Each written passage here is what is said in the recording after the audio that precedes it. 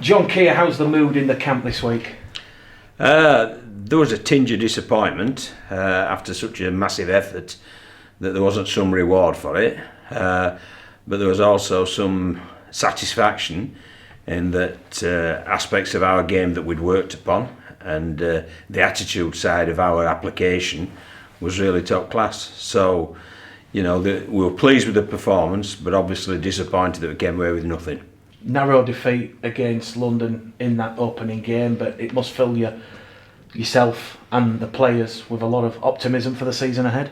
Yeah, I think it'll fill the fans with optimism as well. Anybody who went there and witnessed that, they'll have seen a very high tempo, energetic team who scored some good tries, really worked very, very hard in defence.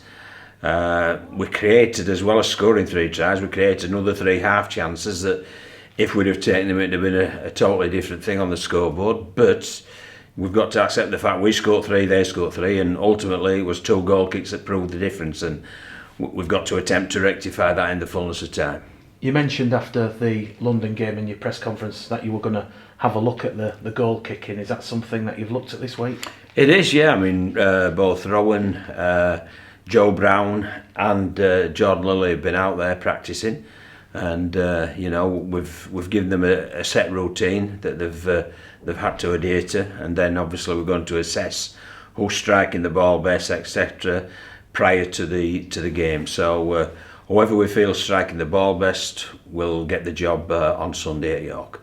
That performance against London, John, it sets a real marker down for the rest of the season, and more so an important away game against York on Sunday. It does, yeah. I mean, those are the standards we've achieved, so we need to ensure that we don't dip below those standards, and we build upon those standards so that we're constantly improving and evolving as the weeks and the season goes on.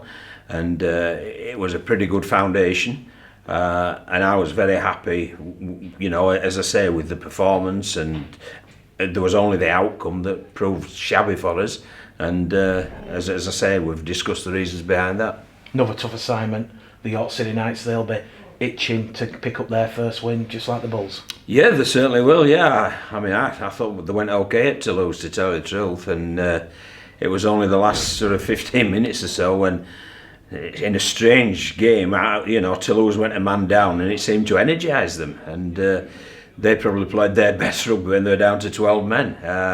But I thought York were, over the 80 minutes, York played really well. They're always very good defensively. They're really difficult to break down. And I thought you could see signs as well that their offence was coming together.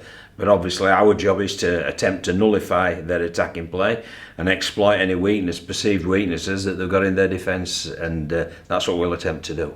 Connor Robinson's going to be missing a 1-match ban for his actions in the pre-season game against Bradford a couple of weeks ago. Do you expect that to have an influence on proceedings? No, I think they'll put Jason Bass to full back and put Matty Marsh up in the halves, and just bring someone in on the wing. So they'll handle that. They're an adaptable team. I've seen them play in seasons gone by. Graham Horn's been running out at standoff. So it's like anything else. All teams can handle it because you've practiced the what-if scenarios, and they'll have looked at that one.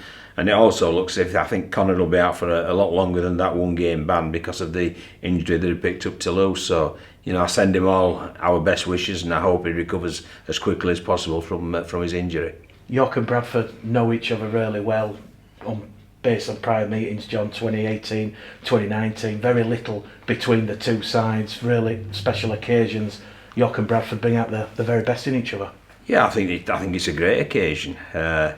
I mean, the last 2 games we've played at Bootham Crescent, we won by 2 points after the hooter, and they won by a drop goal that went in off the post, whereas we had a drop goal that went out off the post. So, the width of a post might have been the difference between the teams, but that's how it is. You want that, and yes, I think we bring out the best in York. And hopefully this weekend they'll bring out the best in us. But I'll tell you what, mate, one thing we do know is that it's going to be a challenge, and it's going to be a challenge with a great atmosphere, because I like Bootham Crescent. I think it's a grand little ground, and when you get sort of 3,000-4,000 folk in there, there's a tremendous atmosphere, and I'm sure that will be the case this coming week. Is there any injury concerns going into Sunday's game against York?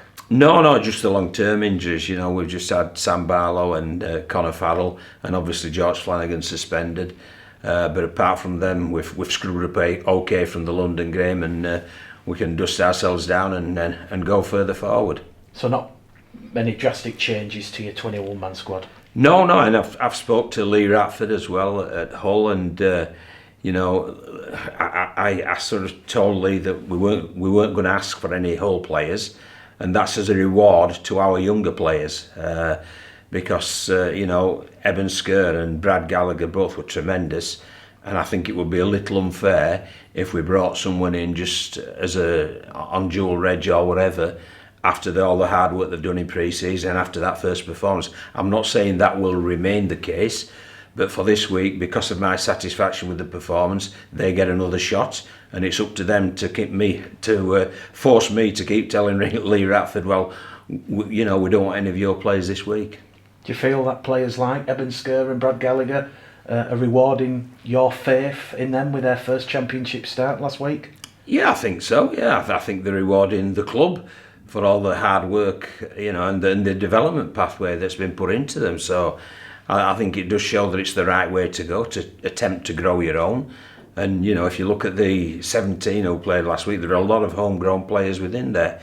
So it is very rewarding for everyone at the club. And yes, I think they have rewarded, not me, but the club in general with their development strategy.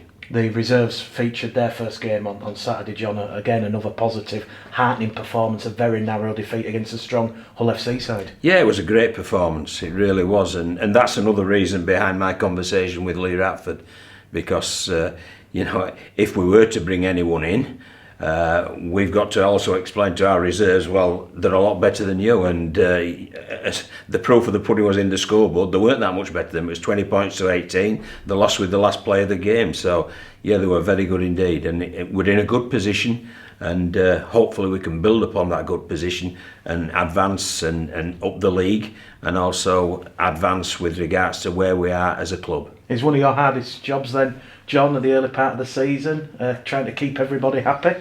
No, not at all. No, I think that everybody's realising that should they train well, they get a chance of playing. Should they play well, they'll keep the shirt. And I think that's how it should be at any club.